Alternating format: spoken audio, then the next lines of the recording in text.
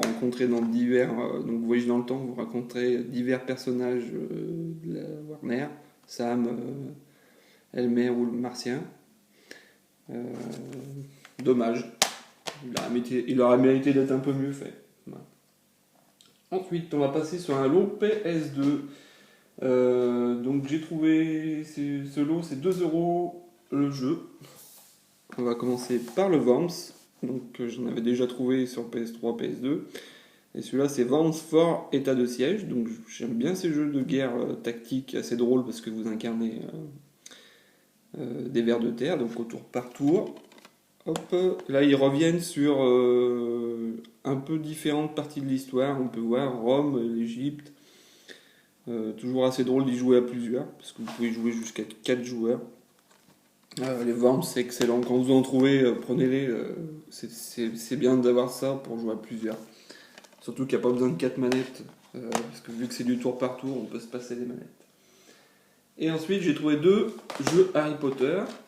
Un Harry Potter et la Chambre des Secrets, donc toujours dans le même lot à 2 €. Et Harry Potter et l'Ordre du Phénix.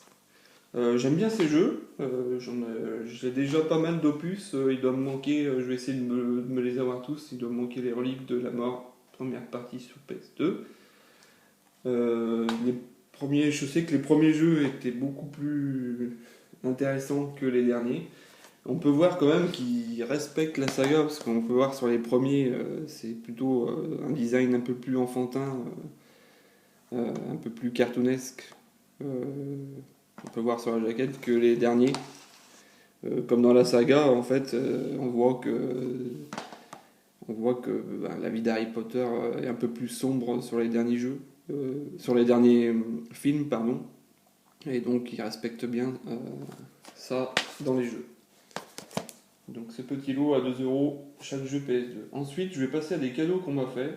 J'ai parlé à un ami que j'ai récupéré une Xbox, du coup, il avait des jeux Xbox qui ne jouaient plus. Donc il me les a donnés. Je le remercie. Je le remercie beaucoup, il se reconnaîtra.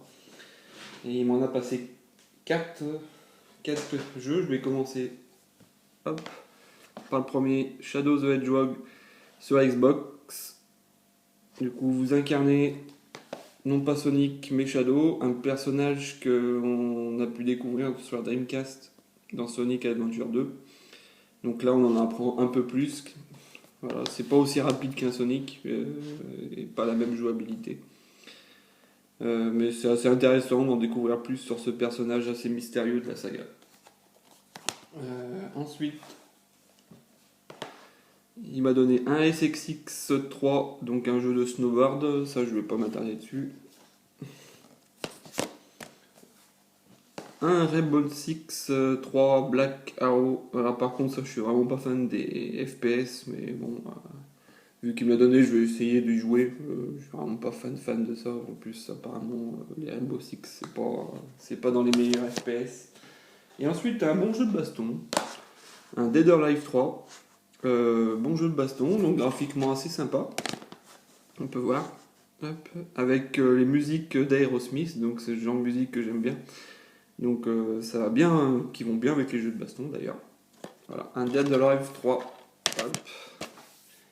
Et ensuite un cadeau que ma soeur m'a fait, parce qu'elle aussi elle fait de temps en temps des vides-greniers. Une superbe console de dernière génération, vous allez voir ça, mieux que la PS Vita.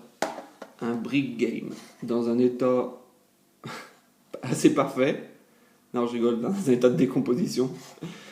Donc c'est une petite console qu'elle a trouvée, donc elle a pensé à moi, c'est sympa. 50 centimes dans un vide-grenier, voilà. Dans un très mauvais état, on peut voir. Avec du scotch pour tenir le cache-pile. Donc un petit Tetris, j'ai joué un petit peu. Donc j'ai trouvé assez rigolo, ça part. Et ensuite, je vais vous parler d'un magazine que j'ai trouvé chez le marchand de journaux qui parle de rétro gaming. Donc apparemment c'est un livre qui est sorti. Hop, je vais par contre essayer de faire un plan. Hop. Pour qu'on puisse le voir. Donc un Retro Gamer Collection, apparemment c'est un magazine anglais, donc une traduction. avec, je vais pas vous l'ouvrir pour pas vous le faire, je vais pas tout vous montrer, mais il y a des superbes images, on peut voir. Des dossiers complets sur des consoles. Dans celui-là, vous avez en dossier complet pour console l'Amiga et la Master System. Vous avez des dossiers sur Street Fighter, Final Fantasy. Je trouve aussi intéressant, il parle pas que de rétro gaming, mais il parle de certains jeux euh, de next generation qui deviendront pour eux des objets de collection plus tard. C'est assez bien fait. Par contre, le prix, vous allez me dire, c'est assez cher, donc 12,90, mais à savoir qu'il y a 200 pages et très peu de pubs, voire même pas du tout. Donc c'est une excellente lecture, je le recommande. Certains sur YouTube l'ont déjà présenté. Euh, J'avais trouvé ça, c'est une bonne surprise de trouver ça chez le marchand de journaux. Euh, D'habitude, je regarde pas trop les magazines de jeux vidéo, et là, la, la, je veux dire, la jaquette, la couverture de magazine m'a tout de suite interpellé. Euh, voilà pour ce compte rendu de vide-grenier, donc assez prolifique, on peut dire. Et je vais pouvoir donc tester cette Xbox. Je remercie pour les commentaires et les conseils pour la Xbox de Louvecraft pardon, et de WizGaming. Oui, je vais commencer une petite collection Xbox. Notamment, on peut voir que les jeux sont pas très chers, on les trouve à des très bons prix. Je vais essayer de me trouver les jeux les plus intéressants euh, sur cette console. Je vous dis à bientôt pour une nouvelle vidéo, pour un nouveau compte rendu. Si le temps le permet, la semaine prochaine, il y a encore pas mal de vide-greniers. Là, on rentre vraiment dans la période où il y en a beaucoup dans ma région. Donc à la prochaine, salut!